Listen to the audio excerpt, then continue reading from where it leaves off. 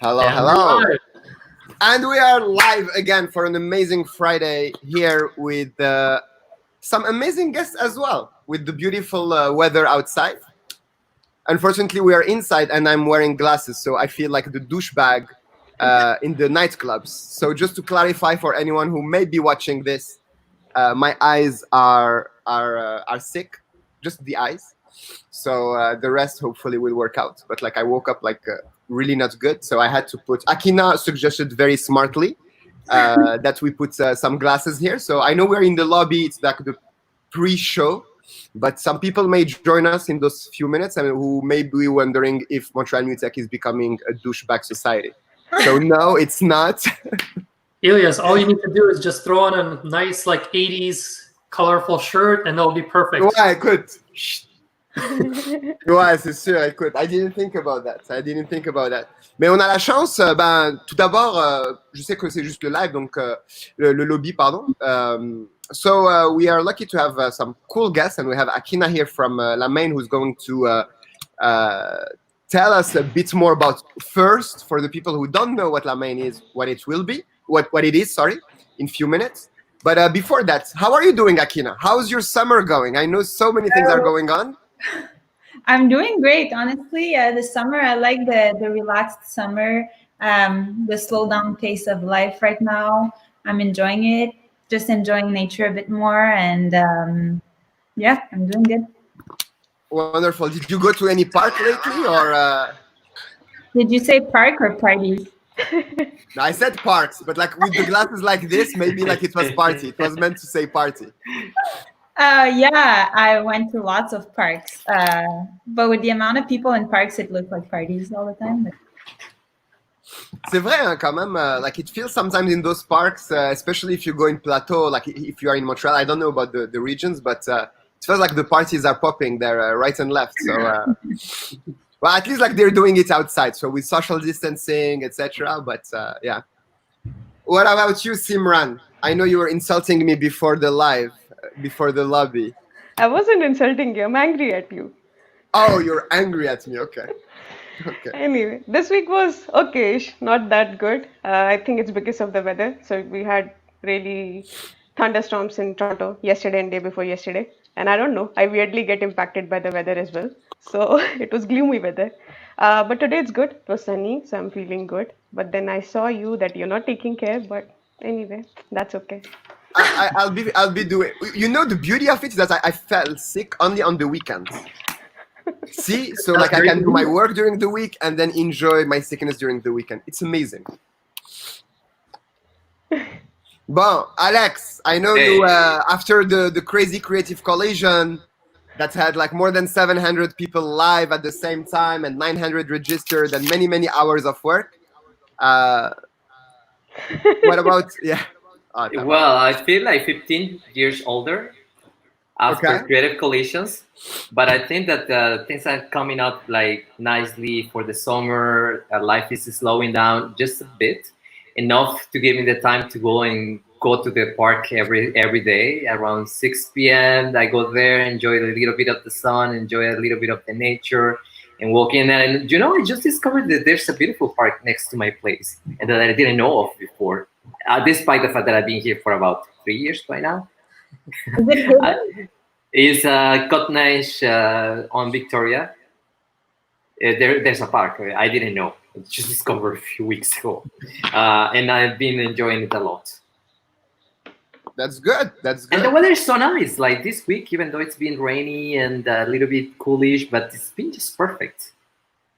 Happy to hear that. Écoute, moi, je me plains pas. We're all healthy, and what I've seen is that our ecosystem has been adapting very well with its challenges, etc. But like we are going to discuss that with Akina in a few minutes, and that makes me happy. And even at work, and I mean, we're all here healthy, more or less. But at least we're like actually in one piece, healthy, and we're able to discuss about innovation technologies and how entrepreneurship can actually propel the post-COVID and post-pandemic and like our society in general. So I feel we're definitely on the privileged few, and that's a privilege. So grateful for that. Last but not least, the man of the show, Denis. What's up, Denis? What's up with you, man? Very kind of you, Elias. Bah oui, on laisse le meilleur pour la fin, you know, like we always do that. No, I'm kidding. I started with the ladies because, you know, ladies first, always. And then old people. I'm just kidding. And then the last but not least. Yeah, it's been a good week, and honestly, I wanted to kind of build on what you said too. You know, it's a privilege to be able to work from home and be in touch with the whole team. And I know you guys saw me on Tuesday, you know, having a meeting from the lake. So I gotta say, it's one of the benefits of being in this digital economy now, having all this technology available at our fingertips. You know, you can take your phone in the water and not worry that you're going to drop it and it's going to drown and die on you. It's fantastic to have the access to this kind of thing and have the capacity and capability to work together like this. C'est fou, you know, like the fun or like the interesting part for a managerial perspective is that at the beginning of the COVID situation, I don't know how much time we have left because I can't watch. Usually I have glasses, so like you're all blurry to me. But like at the beginning of the COVID, everybody was like, "Oh my God, I want to go back to work. I cannot wait to go back to work. I'm missing my colleagues, etc." And we had like those forms a little bit. We're going to talk about forms in few seconds with our wonderful Akina. But we had those forms about like checking like the sense of like how our colleagues are feeling, etc. And everybody was like, I can't wait to go back to work. I can't wait to go back to work. And now 4 months after, when you send the same form, they're like, no, I'm very good at home. I don't want to go back to work. I can work whatever I want. A bit like what Denis just said. I was in a lake. I was doing my work. It was doing wonderful. I'm like, okay, well, that's definitely, there is going to be a new... Okay, cool. Comment toi tu t'es senti avec la main Akina? Ben nous, en fait, les choses ont bougé super rapidement. Là.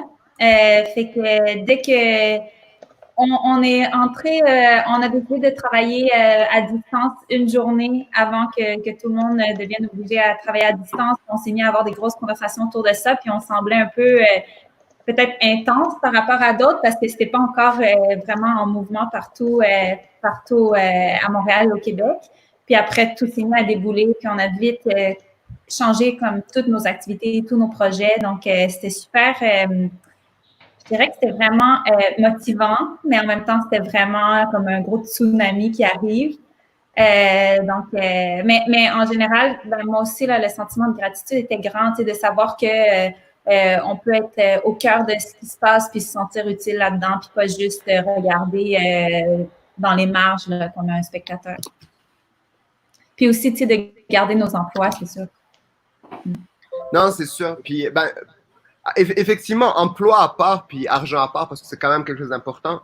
Mais je pense qu'il y a cet aspect-là d'être comme dans le tsunami et d'avoir l'impression de pouvoir contribuer, en fait. C'est ça. Ce que tu as dit là, justement, de sentir que tu peux contribuer à ce changement-là ou à cet accompagnement-là, c'est vraiment, vraiment, je pense, c'est un sentiment de gratitude, effectivement, qui est vraiment cool. C'est sûr qu'il y a la santé, il y a l'argent et avoir un emploi. Mais il y a cet aspect, je pense aussi, de pouvoir actually contribute to it. Ce qui est pas facile au début. Même nous là, on était comme, mais on prend cette affaire-là par où là? Par quel bout on prend tout ça là? Et ouais. Donc Denis, shall we get started? Yeah, I don't know. You're let's kick this off. So you're the master of. And Elias, Akina, let's kick this off. Okay, cool. Wonderful. So let's kick it up. So the lobby is over, and we're actually going to start. So welcome to the live of the webcast. Our colleague Valentin, who usually does that, is somewhere around Quebec doing some remote work in the sun on a boat or something like that. And he left that beautiful task to me. I know some people may ask why I am wearing douchebag glasses in-house, because I'm definitely in my apartment. It's not because we're turning into a douchebag society, but it's because I'm sick and I have the wonderful Akina in front of me, and I didn't want to look even worse with my red eyes, crying eyes. So I'm going to wear this. I apologize in advance. Maybe I should move a bit to be outside so that like it goes better with the character. But let's dive into it. I'm so happy to have you finally with us, Akina. I know we've been discussing to have you since almost the beginning of the pandemic, and you've been doing amazing work throughout the Quebec society and the Quebec innovation ecosystem to tackle the pandemic not by yourself as a human, but by yourself as an organization, as well as a human. And we're very lucky to have you with us. I know that not everybody around us knows you, so I would love to have a little introduction on your end. I know you've been extremely busy, so very happy to have you finally. So we'll do it like Montreal style. You can speak French, English, Arabic, Spanish, whatever language you prefer, and we'll try to do it bilingual as comfortable as you are. Donc, Okay. Merci d'être avec nous, Akina. Dis-nous un peu plus sur toi, s'il te plaît. Okay. Thank you so much for having me here. I think this webcast is really great, and I'm happy to be joining you today finally. So basically, I work, my name is Akina. I work for MAIN. MAIN is short for Mouvement des accélérateurs d'innovation du Québec. So basically, we're an organization, for those who don't know us, we're an organization that works across the entire province of Quebec. And our role is really to facilitate collaboration between all the actors that are in support to startups. So business accelerators, incubators, and all other actors that don't fit specifically into that categories, but are still putting efforts and resources into helping out startups to increase their chances of success. And really, the mentality here is that together we can do much more than if each actor worked on its own. So we just want to facilitate that collaboration. So Absolutely. So one of the main aspects, without doing a play on word here, but one of the main aspects of your organization when it started was really about also bringing together those skill sets, those experience, the expertise. Overall, and we will dive a bit into it, but when we talk about the ecosystem in Quebec, like me, let's say I just joined the ecosystem, it feels like there are so many things. How many are like overall, I don't need a specific number, but like how many of those accelerators, incubators that you're talking about are there across Quebec? Combien il y a d'accélérateurs, incubateurs et ce genre d'organismes de soutien à l'entrepreneuriat? Parce que des fois, on se sent un peu seul ou à l'opposé, on se sent comme overwhelmed par tellement de choses et tellement d'opportunités, soutien, etc. Oui, c'est vrai. That's a great question. And it actually seems like an easy one, but it's a really tough one because in the startup ecosystem, we have troubles with definitions. And unless we have specific definitions, it's hard to count how many and to quantify, right? Because we don't know who we can include or not include within those definitions. But anyways, without getting too theoretical, it's estimated around 80 organizations that are in support to startups specifically, right? That their main job is doing that. But when we really go in the provinces, in the different in the different regions, and we go and see what happens on the ground, we see that a lot of startups are accompanied by organizations that their main business is not to accompany startup, but that they've adapted their services to this new kind of emerging type of entrepreneurship. So often you'll have, organizations that are just accompanying entrepreneurs in general, but that are going to slowly adapt their services to make sure that they can help startups. That's actually really interesting. And I will keep this question for after, but I don't know if because I want to get into the main, the course. On va pas s'en sortir avec des play on words sur le mot main, là, mais on the core aspects of what your organization does. But I'd be curious afterwards to see if there is a kind of like cross-pollination between regular entrepreneurs and startup or tech-driven entrepreneurs, and if one actually contaminate in a positive way the other to inspire them for more ambition, more science-driven entrepreneurship, etc. We'll talk about that afterwards. So for people who are just joining us right now, we're lucky to have Akina from Maine. She has been doing this work during the pandemic, specifically around supporting those accelerators, incubators throughout the province of Quebec to adapt and as well as represent them to a certain extent in front of the government. Can you tell us a bit more about what did you actually do? Because not everybody here knows you. We're lucky to know you a bit, but j'aimerais beaucoup savoir qu'est-ce que vous avez fait exactement quand la pandémie a frappé le Québec et qu'il a fallu effectivement s'y adapter. Pouvez-vous nous en dire un petit peu plus? Oui, bien sûr. Donc, premièrement, on a mobilisé notre réseau. Nous, c'est sûr qu'on veut le plus possible. Le but de la collaboration, c'est que les différentes initiatives sont complémentaires plutôt que de se dupliquer.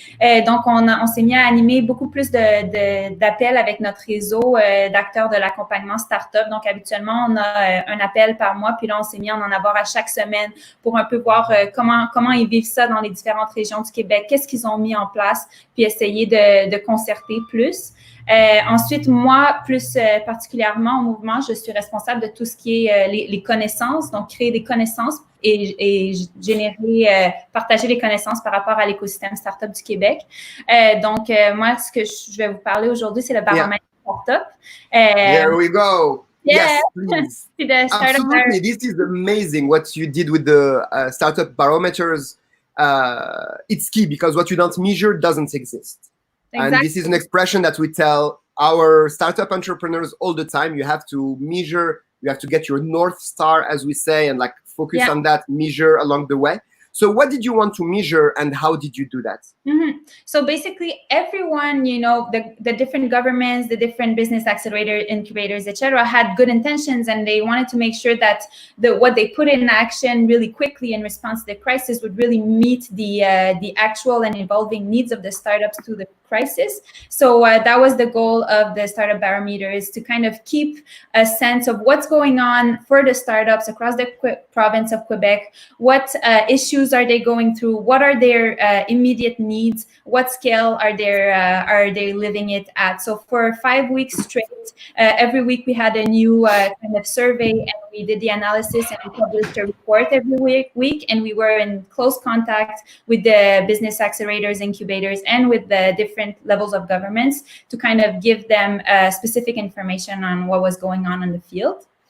And basically, the Startup Barometer is still going on, but we slow down the pace. Now we're doing, it's approximately monthly surveys and analysis, and they're on specific themes. So that's kind of the new model now that everything is less in a like emergency mode. Yes, sorry, I changed the spot so that like it looks better with the glasses. Inside and sunglasses wasn't very good idea, and I had to put some liquid in my eye. So what were like the lessons that you got? I understand now that kind of like more monthly phase, because obviously like at the beginning it was like super stressful and you had and it's great, like I feel that we shared it in our network and we had like many startups who are actually really happy to and it was really interesting. One aspect, especially at the beginning actually, one aspect that I don't know if we discussed that before, but one aspect that they highlighted was like they felt they were being heard. And they felt like they had organizations that were actually concerned and like thinking about solving that at a close level, not like at kind of like this kind of like macro level of like, yeah, the super government that is, but more at a closer level. And that's something that in and by itself is already key. So can you tell us a bit more about like the outcome? I know maybe you had some slides you wanted to present or something like that. I would love to know a bit more. Like we talk about a deep dive here, so I would love, as long as I would love to continue talking to you, I would like for our audience to get a bit more on the meat of those numbers you're talking about. So yeah, go ahead. Okay, I'll go ahead and share some specific content. So basically, there's more than 400 startups that are participating. They're situated everywhere in the province of Quebec. One of the key lessons that we learned is startups, we were happy to see and not surprised that they adapt really quickly. So they went through a lot of transformations to make sure that they're really adapting to what's going on in our society today. Two other stuff that really came out is continuously the need that is raised the most is always about finances and financing. And also they seemed pretty satisfied with the way the government answered their different needs. So when we were surveying them on that, it seemed like answered a lot of needs. So right now, the theme that we just surveyed is to see how startups are reinventing themselves. How are they transforming now that we're looking forward and we're focusing less on what are the issues? We're looking at, how are they looking forward? And this report will be published next week on Wednesday, but I have some kind of key messages from these analyses that I can already share today. This barometer was called Les startups se réinventent, startups are reinventing themselves. So first of all, it was interesting because we could compare some numbers. So we surveyed the startup at the core of the crisis in the middle end of March to see what was their runway. And we saw that 60% of startup had a runway of 3 months or less. And now when we surveyed them again in May and June, so the most recent one that we're going to publish soon, we saw that this number of startups that have a runway that is 3 months or less reduced to 38%. So it's much better. The situation financially is looking much better. They have much more access to liquidities, to cash. We also saw that 63% of the startups that answered say that this financial situation of theirs is directly linked to COVID. And we also see a positive correlation between startups that are accompanied by a business accelerator and incubator and startups that have a runway of 3 months or more. So it seems that they're more financially healthy in a way when they're accompanied. So this is this one thing that we saw.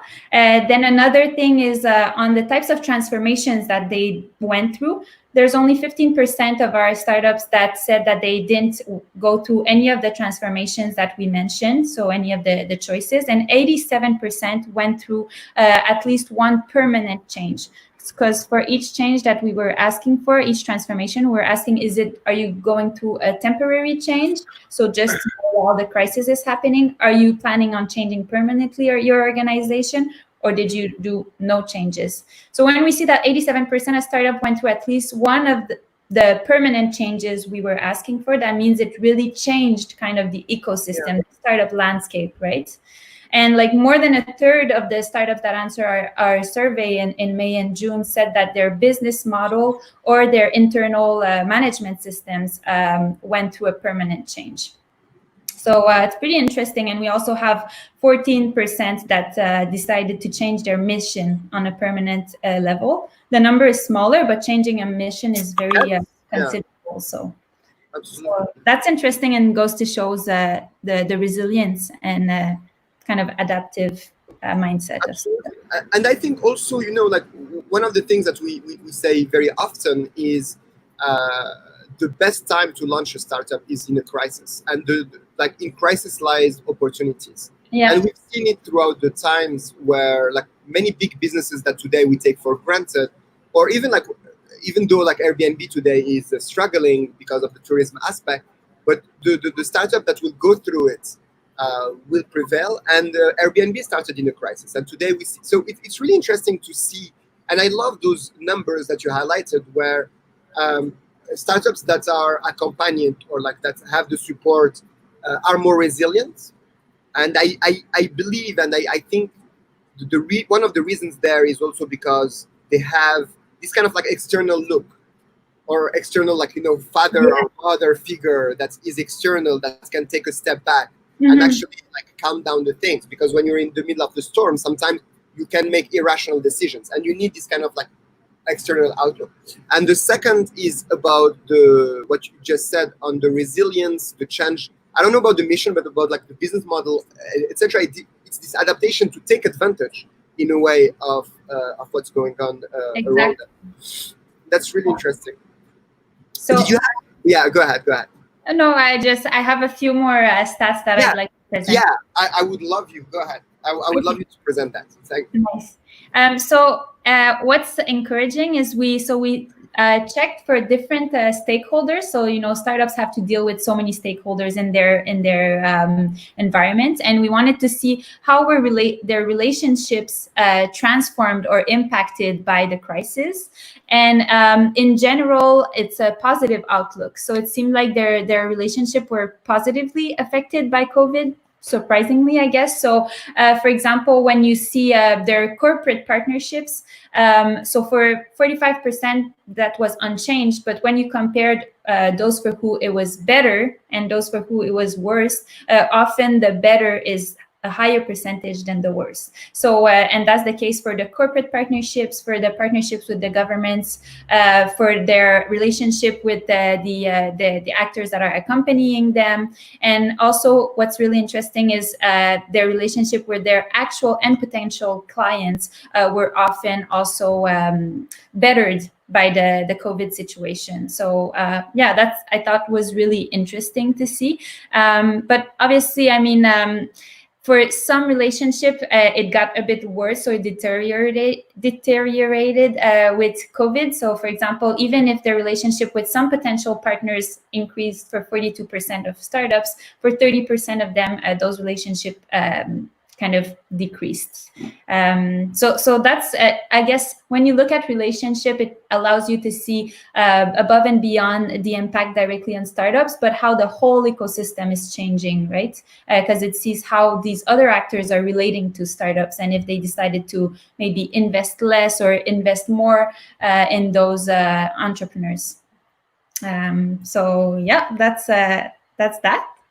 And I think, okay, yeah, I have just 2 more slides. So another thing that's nice to see is that 64% of our startups said that they were offering solutions that are directly linked to the issues that were brought by the crisis. And the types of solutions that they were offering to these issues is collaboration, solutions to issues surrounding collaboration, surrounding financial and economic or teleworking issues, learning or knowledge related issues, mental health issues, or environmental issues. So it's nice to see that startups have like a concrete contribution in our society when this crisis is happening. And yeah, I think that a lot of them kind of turned around and changed, like we said earlier, their business models, the way they manage their business, to make sure that they're really answering some real problems that we're going through right now. Absolutely. Well, thank you very much, Akina. I don't know if you had like other figures or other insights. I know that it's really interesting, especially when you talked about the better relationships, or like the relationship with the different stakeholders. I think indeed this crisis kind of like made us more humans, and like people have more empathy, and like this kind of like relationship are bettering. Did you kind of like see that a bit? Yeah, I think it really brought us together. I mean, I think that maybe in the beginning people looked inward and see like, how are we going to deal about this for ourselves? But then rapidly people started opening up and trying to see how can we connect with others, how can we contribute? Because basically, I think this crisis showed us that we're all linked, we're all together, we're all going through the same things, and I guess that's the way to move forward, is to always remind us. Absolutely. And I think it also says a lot about, like, when you were talking about like the social impact, and actually, and we saw in the news as well, when you see like people like Sylvain Carlo who moves away and goes into like more social impact. I think this is like a time, and those crises brings like real meaningful impact that we want, and that, like, definitely looking forward to follow up on the startups, and definitely looking forward to read the whole report. So as we tell every time our startup, what is your call to action, Akina? So we are having this webcast today among us, with our audience. And so what is the call to action for the main and for Akina today? Well, my call to action today is to sign up at the link below in the screen. Sign up for the Startup Barometer. When you sign up there, what's going to happen is you're going to receive the analysis as they come out. So on Wednesday, you're going to receive the full analysis on the way startups are reinventing themselves. And you're also going to receive about monthly surveys that we're putting out on specific themes, so that your voice is heard and you're part of contributing to this knowledge creation. The next theme is going to come out on Monday, and it's on finances and investment, because we saw that, this topic always comes back. It's always what's most important for startups, obviously. So we teamed up with financial institutions and with investment institutions to see what's most important for them. What knowledge do they want to know? What do they want to know about the startups? because every time we want to make sure that the data we're going to put out, the analysis, are really useful to influence decision making. So please participate, and it's just going to raise your voice. And yeah, that's it. Thanks for listening to me. Thank you. Ben, écoute, merci énormément. Et comme ce que Akina vient de dire, l'argent, c'est le nerf de la guerre. Donc, remplissez le formulaire lundi pour que justement les partenaires de la main, les institutions financières, etc., adaptent aussi leur offre de service à vos besoins. And this is really important. When you fill those surveys, it helps a lot the main and all its partners, as well as like the support organizations, influence decisions. Like we've seen that with the government, as well as we can see that with the financial partners. I know a couple of financial institutions are partners of La Main, whether it's Desjardins, Banque Nationale, and others, who can adapt their offering potentially for startup. And it helps, gives the lever for La Main to go and talk with those financial partners to be influential in what they can offer to support better the startup ecosystem. We've seen with some really interesting offerings from BDC and others. And so thank you very much, La Main, for doing that aspect. We need that kind of provincial voice that can influence those other support players, because it's not just the startups and incubators, but also like from a legal standpoint, an accounting standpoint, a financial standpoint, and many, many others that are required to help propel, launch, and support a startup throughout its journey. It takes a village, as we say. I'm very, very happy to be part of this main village that we have in front of us. Merci énormément, Akina. Denise, if you can put back the slides, so that's here you go. So it's a way to say, like, now everybody now is here saying that basically Ilias is going overboard with the time. Akina, thank you so much for your time. Thanks for your insights. Thanks for your work and dedication to our community. It's really wonderful to have you with us, and definitely looking forward to talk with you again. Je passe la parole à Valentin. Encore un énorme merci, Akina. Je te souhaite une très, très belle fin de semaine. Bon courage pour ce week-end. Et n'hésite pas s'il y a quoi que ce soit. So I'm taking off because I'm really sick, and you have like a beautiful landscape behind you. Simran is not happy that I'm not whatever doing things, so I'm going to put some things in my eyes. Yeah, take care, Elias. Hey, hi everyone. Sorry for we switched things a bit around. As Simran said, we keep it fresh, we keep it fun. Why have the boring, highlights and next week deep dive? We can improvise. It's summer, honestly, and it's startup style, so we tend to improvise and adapt. Hey, Simran, so let's jump to the next section, which is in this case the highlights, which usually we start with. So the highlights section is where we kind of cover what happened over the last few days in the startup ecosystem in Montreal and beyond sometimes. So Simran, what was on your notes? Well, Valentine, first of all, you're making me jealous with all these views every day. And on top of that, I feel like this week we had a lot of news with the ecosystem. I'm pretty new to the startup world, but I see all these partnerships, a lot of fundings, and a lot of fellowships, and it makes me really happy.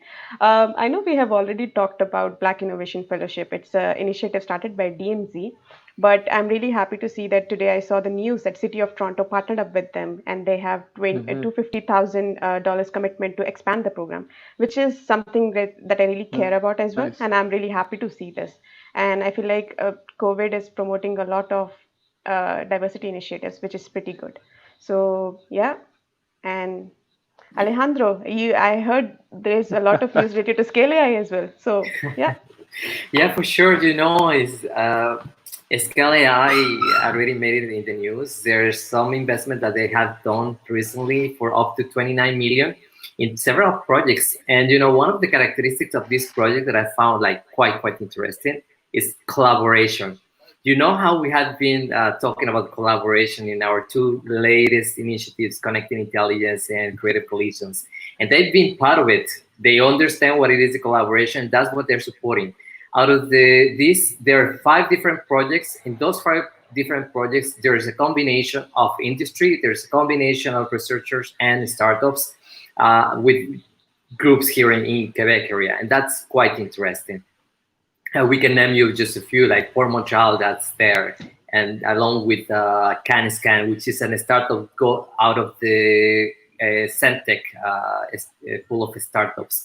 And then there's another one, Group Hotel, with another startup, what is Smartif AI.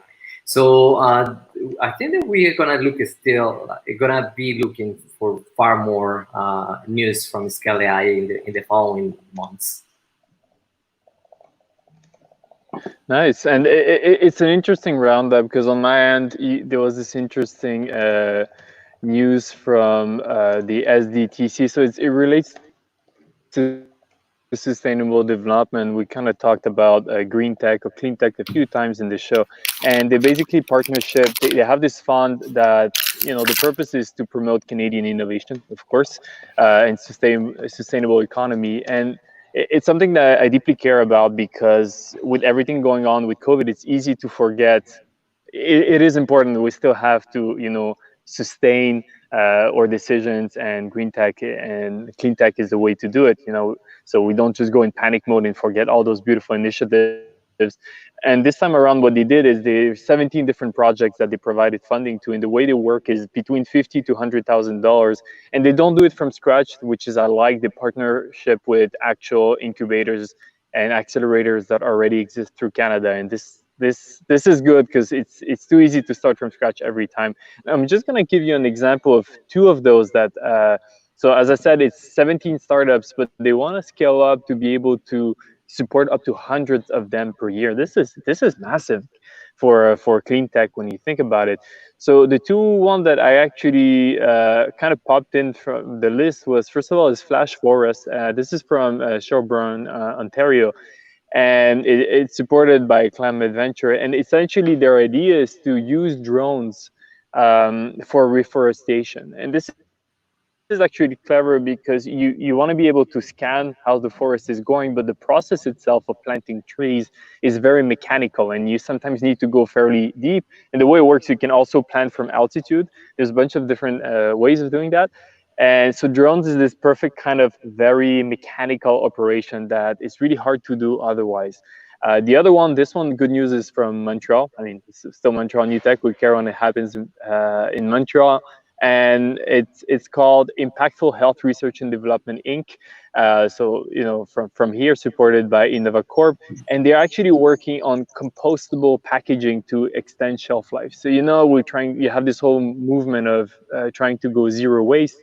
And it's a tricky business because if you just go zero waste and let's say no plastic life, you can, in many cases, have produce that have a lower, shelf life because there's advantages of plastic, so you need to find alternatives that are compostable, but also extend shelf life. This is two challenges that you have to face, and this company got funding just for doing that. So I think this is fantastic. And Val, if you notice, I don't know if you notice, but when you go through the list, you find that really like names that comes to your mind when you see, for example, you have Tandem Launch, this OmniPly technology. Yep. That's one of the amazing startups that I told you once, just not a while ago, regarding flexible electronics. So I'm really curious, what is the connection of the flexible electronics with the green tech technology? And there's Tandem Launch is another one of the Tandem Launch. And then we have also, this one is really interesting, One Silicon Chip Photonics. That's out of the cohort of sorry, Founder man, can I drop for a second? Okay, no problem. One Silicon so I was reading, I was reading about them. Sorry, and essentially their goal with flexible plastic, and we'll definitely have to talk more about them. But one of the potential is you make it thinner, make it smaller, right? So right now, when you do those components, there's multiple layers, and besides the convenient factor of having flexible electronics, you can fit it in places where it wouldn't fit normally. You also use less material by essence. There's probably other advantages, but from the top of my head, those I have in mind. Yeah, and then you see that there's green tech, but all across different sectors. For example, we have One Silicon Chip Photonics, which is chips containing, that is for navigating, and that's mostly for automotive and other things. But this guy is Hassam. Hassam participated in the last year. We organized a demo day with the Chinese community. And during that time, we invited several startups to come pitch in front of investors and other companies that were coming from China. And there was a prize for the winning start pitch. and Hasem, that's one silicon chip photonics. They won. They traveled to China in November. They have a lot of visits with in industrial parks with investors, and I think that they even open an office over there. That would be quite interesting to know how this grant from SDTC is going to help and accomplish everything. And then, well, I can continue. There's far more. So what you're saying is we should get into an interview with them in a deep dive, because that's a beautiful case, right? Where you win a prize here and then you go from various programs to get funding. A lot of those, so this is just 17 startups, but when you go, some are very, very obviously clean tech, but some are more about optimizing, let's say, how cars are moving, so you use less resources. And a lot of things ultimately about green tech and clean tech is, can you optimize the processes we have in place to do more with less? So there's a huge array of startups working. Definitely. And then I was really happy to see that EcoFuel and Ecotech Quebec, they are involved there. They were also our guests on Creative Collisions, and I think that we might want to talk to them one time, perhaps inviting them to a deep dive to see how this helped. Yeah, let's do a green tech episode. Do you want to help me on that? Sure, I'll be perfect. Down for it. Clean tech, green tech. There's enough resources and startups and towns here for that. So I didn't have five names on top of my head.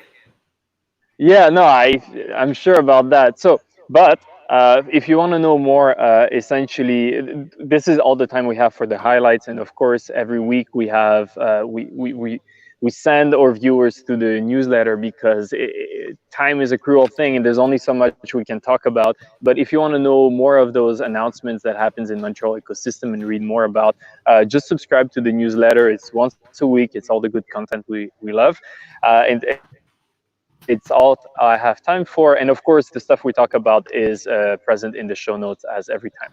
So let's go to the next section, which is lovely called Next. And this is where we focus on, we've been teasing you on the stuff that happened. Maybe you missed some, maybe you attended to some, but a lot of things is coming up. Simran,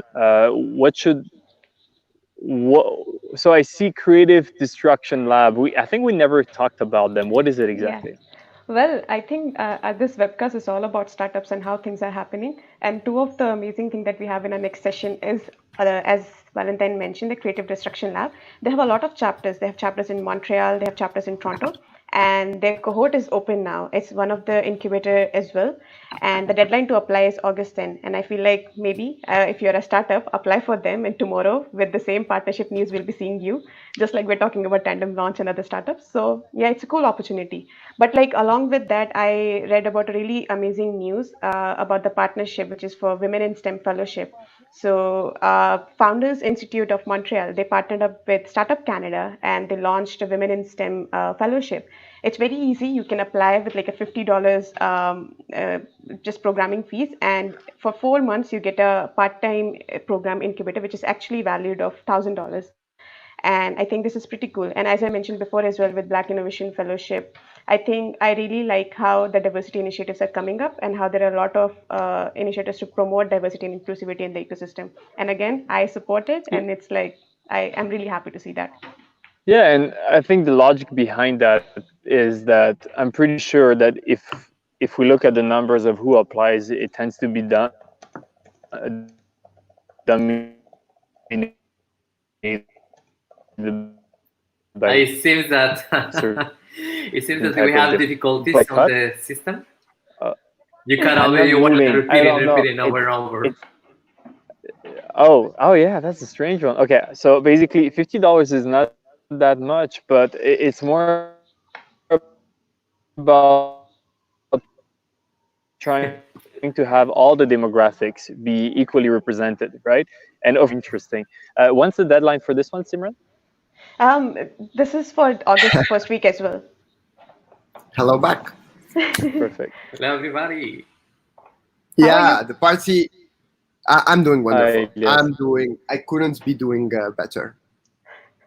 Just seeing you and seeing Valentine is amazing. Yeah, actually, I should put them back, because douchebag glasses on. But that's wonderful. Like, you know what is amazing? This is not douchebag glasses, by the way. This is the only glasses I have. Yeah. No, you are outside. That's not douchebaggy. Like I'm inside. That's douchebaggy. So my excuse was and is that I'm sick. So yeah, we just finished the what's next. We finished the highlights. You know, my highlight of this show was how Simran brought all those reminders on the diversity-driven initiatives, and we're Yeah. seeing them more and more mainstream and more intertwined with general support, like by the city and others that are very, very public. That's really interesting to see. Yeah. And there's a segue too. No. So essentially, that's pretty much all for the show, everyone. The lobby is the last part where we just mingle. So don't worry. This was for those who were attending it. You saw there was like a lot of action that happened in the backstage. Dennis, what happened in the backstage? Oh man, don't even get started. I don't know why I had some flashbacks from July the 8th. We actually had a great Yeah. show, guys. Everyone pulled it together. We were a little late on schedule today, and we had to shift some sections around, but it was actually a really great show. It was cool to see all three of you on at the same time to tackle the highlights of last week. It's fun. We have a good time here, and don't take it too seriously. That's the key. I count 4, and you said 3. The 3 of you. No, for the highlights, the three of you guys just. Oh, okay. I thought all so long. So Yeah, guys, it was a. I gotta go. So for those who weren't sure, I had some issues on my end connecting, and Alejandro, thank you for stepping up. But it was actually fun that we both kind of covered the same news because it was like, we were able to exchange and add information. And of course, Alejandro disappeared at the moment where I talked about Alejandro. If I talk about Yeah, it's Elias, will following he up. disappear? Yeah, exactly. It's like No, the he's there. reverse Okay. and left. When I say I have connection issues, Alejandro disappears. I don't understand anything of what's going on here. There's no logic in this place. It's 2020. You don't need to understand anything. Yeah, that's fine. That's fine. No, Yeah. but yeah. It's Hey, what was the Lost him again. everybody's waiting. At some point I was talking and Alejandro said he went on a loop. What happened? No, well, it just happened again. So, well, you're having. I mean, like it's already a privilege to have like a good network while you are being outside on the grass. It's enjoying, weird. I have a perfect network. My network is like the maximum it is, and it jumps. It started raining. That's the only thing that changed. Yeah. Let's talk about the weather now. So this is where like the webcast comes to an end, where we start back talking about the weather, being like, oh, it's raining. Does that mean? But it could. No, it was a great one, and I love how Denise like keeps that together, whatever the circumstances. And I love how the webcast itself brings a lot of value, content, etc. But like keeping it chill. And I think our ecosystem deserves this. It's important to give great content. It's important to create opportunities and highlight them, as well as create those like serendipity or manufactured serendipity that we always talk about. But it's also important that we stay chill and that you're enjoying the weather here, Valentin. Simran is a bit jealous, but that also the vibe has to be chill. We shouldn't corporatize this ecosystem and this startup ecosystem. Simran or Alejandro, if next time you want to be outside, it might be a bit more technical issues on our end, but you're allowed for it. It's summer edition. If you want to like just a bit of green in your background, I'm sure we can accommodate. The technology is not perfect yet, but we can accommodate a bit for it. Well, and then one person needs to have a good connection, right? If everything goes out of the range. True. Oh my God, internet! It's crazy. We've been talking about connectivity and digital divide. I feel it here. Like I'm just on the East Coast, and some places is so inconsistent where my network is top notch, and it still jumps. Sometimes I'm in a city, right in the middle of a small city. The connection is very, very bad. And today I was on a boat, and in the middle of nowhere, reception was perfect. There's no logic in there. I'm very confused. Yeah. Well, Yeah. Valentin, you know I me could up for a challenge. So if we all want to go remote from the most like yeah, the most secret of the extremes. country and have technical issues, I'm all game for that. But Yeah. like that's one of the privileges of like what we're trying to do and like what COVID, etc., is that like now Simran is in Toronto, Valentin is somewhere in the north of Quebec. We are stuck here in Montreal, but like last time I was in British Columbia, and we're still like getting the show going. And I think it really allows us to also expand our not just reach, but our vision of like what is the ecosystem itself. And like what Simran was doing about like talking about the city of Toronto, DMZ, and more.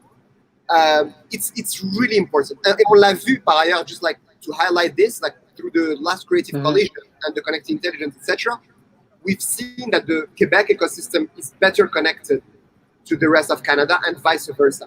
Like we've seen with digital supercluster building ties with local startups, we've seen with NextGen building ties with Suntech and others, and also like more recently on the facts and like there is a healthcare one that is being brought soon, where startups all around Canada are also going to work with local incubators, accelerators to develop a solution for the digital health in Quebec. Et ça, honnêtement, je pense, and I really truly believe it, it's one of the opportunities that were brought with the COVID, because now we work with Simran who's in Toronto. Now we work with the digital supercluster that is in British Columbia. Things that we would have not thought of or taken the time for if it wasn't for the current situation. I think it's a fantastic segue to the conclusion, Elias. And it's really funny that our reality is that we're pushing on the show through summer that started in the midst of COVID, and we're more and more remote, and we're trying to figure out ways to make sure that internet connection is solid, and we'll have like a few ways with Dennis and all to make sure that every time the connection is solid. But also as we get outside of our comfort zone, so is the ecosystem, so is everyone, and I think it's a fantastic link that you pulled out, Elias. This is all for the show. Thanks for your time, people. Sorry for a bit of all the chaos there. We'll get better at this. It's still a pretty new show, but you might see more green as the show progresses and a better internet connection. There's ways we'll find it. I don't know so what thanks. SQDC green or like more green. I'm confused here. Well, we'll start with green tech and then we'll go more outside, see actual green. Okay, We'll do both. Well, it's Friday. It's fine. We can go. And we'll finish on a green screen. Yes, yeah, those two. Perfect. Hey, that's it for the show. Thanks for everyone who makes it happen. Thanks for Gwen too, who worked a lot in the back end. You haven't seen her, but she helps a lot. Simran, Dennis, Alejandro, Elias, as usual, and see you next Friday where we talk about fintech. Dennis, what's the topic next Friday? Fintech. So fintech. Yeah. Good. Fintech I hope Friday. you're in touch with Station Fintech, Fintech Cadence, Luge Capital, Desjardins. Yalla. J'ai hâte de voir ça. Yeah, I feel we should stop it before Elias does all the list of all Hey, all you're starting it. the fintechs. It was like a very dangerous potential segue. So have a great show. Have a great weekend, everyone. This is how much of a break we need. Take care. Ciao. Bye, guys. Bye. Ciao. Merci. Bye. Have a good